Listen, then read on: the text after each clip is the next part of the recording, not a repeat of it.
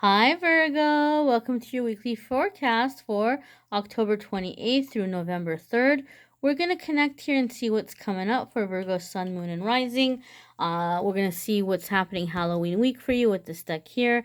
And then we're going to pull a spirit message for you with that deck there. So let's jump right on in, Virgo, and see what's happening for you guys, Sun, Moon, and Rising. We are coming out of some really heavy energies, and we're heading into some more heavier ones.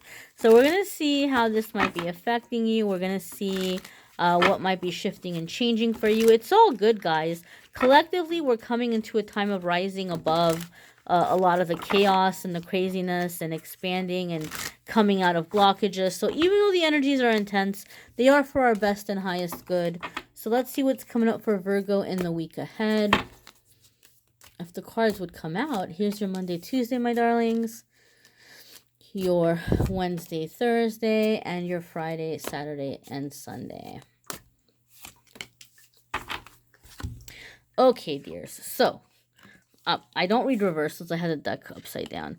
Okay, nice, nice, nice. King of Bats is coming up here for you for the beginning of the week. So, like I said, there's a lot of intense energies going on right now. And so a lot of people have felt kind of emotional. They have felt really kind of up in air, or things are up in the air. And especially with the new moon in Scorpio that we just had, there was a lot of potential for arguments and disagreements because of the way the energy was and the feelings that people were feeling. But Virgo, you're coming into the week cool as a cucumber.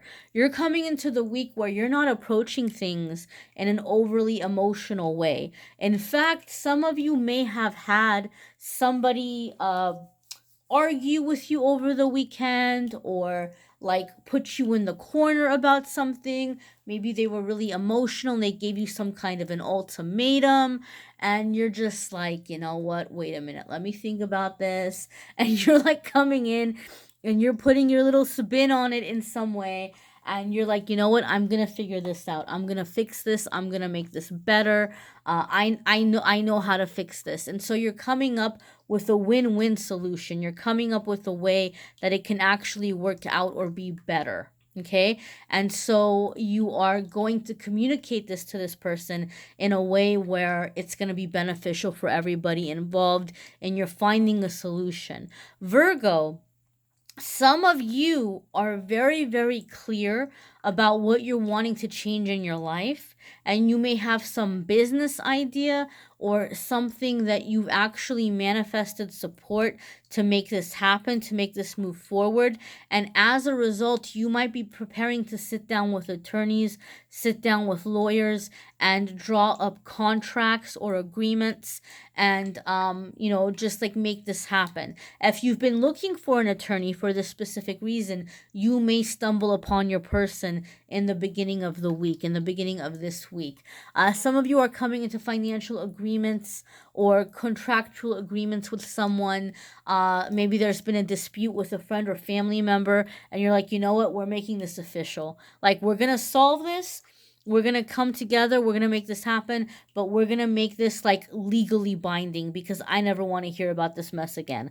I want this to be done. I want this to be over. I want this to be resolved. So there's some kind of an agreement. Some of you are doing something in which you are either receiving an inheritance early, or you are doing something where you're setting up paperwork to leave an inheritance for someone that does not know they're going to be receiving it. So it could be like, maybe there's just somebody that touched your life or impacted your life in some way, or maybe you feel bad about how things left off with you and this person, and you may be sitting down to do some kind of like, estate planning for like one day when I'm gone, or if something happens, I want that person to inherit this property or this amount or something in that way. Some of you are writing a letter, but I'm seeing like paper, I'm seeing documents. Some of you are writing a letter and sending it off to someone and making the not redemption. Gosh, why is the word escaping me? The amends. You're making the amends in that way. Okay? Different for different ones of you. Your Wednesday and Thursday card here, my darlings, is the Lovers. And this is a major arcana card.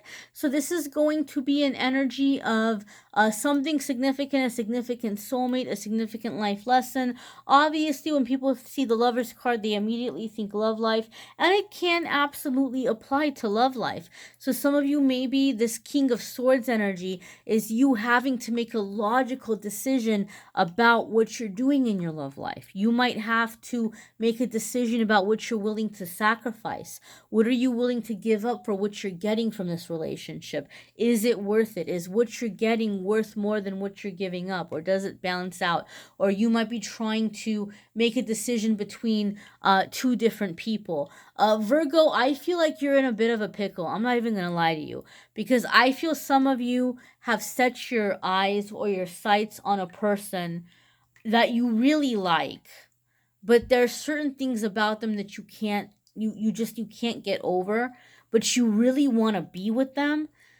So you're kind of in this awkward situation where you're wanting to ask them out, but then you're also wanting to let them know, like, I want to be with you, but but here's what I need you to change, or here's what I would like to be different. So what I can recommend to you is, because I do feel like some of you really like this person, so that you don't upset them, so that you don't offend them and lose your chance with that person, so they don't tell you, you know what, Virgo, forget about you, like, I'm so offended, like, who do you think you are?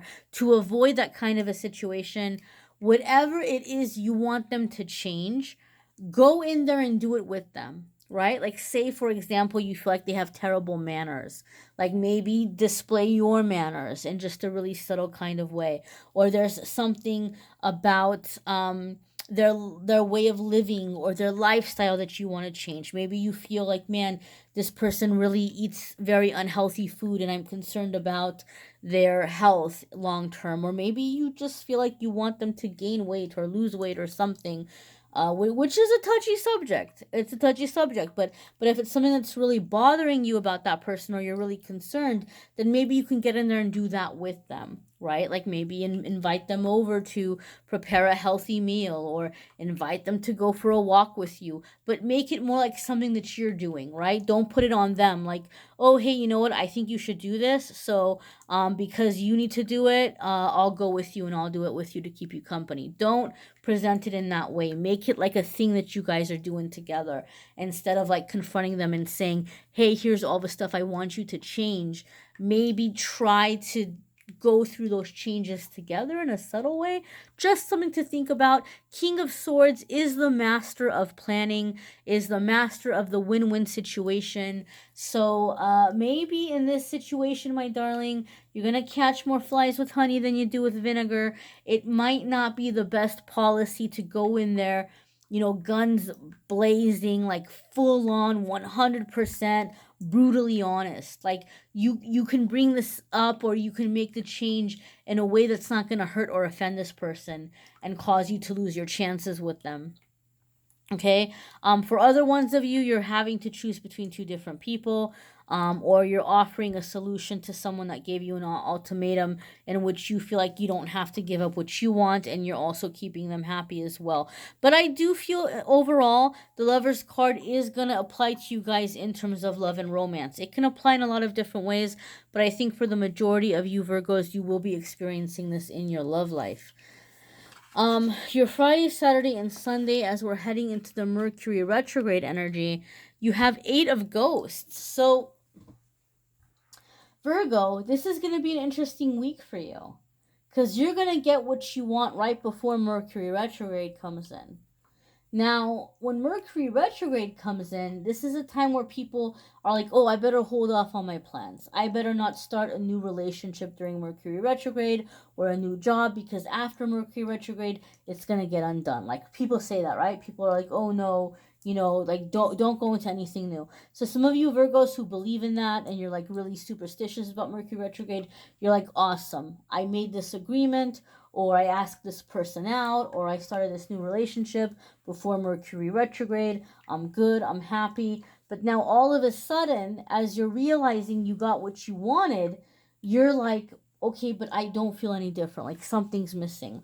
I've said this in the other videos. For me, Eight of Cups is a card that says that your wish is going to come true. Something you've been working really hard towards, or something you've been really wanting to happen or trying to make happen, it's finally happening for you. Your wish is coming true. But after your wish came true, you're like, but you know what? I don't feel any different. I wish things were different. I wish that, I was happier. So this becomes spiritual connection. Okay, that's the secret to Eight of Cups. The reason why you don't necessarily feel happier, it's not because there's something wrong with the person that you chose or the decision that you made. It's you're feeling unhappy because you're unfulfilled, and you're unfulfilled because your spiritual connection needs your attention right now. And you might say, well, hey, look, I go to church 3 times a week.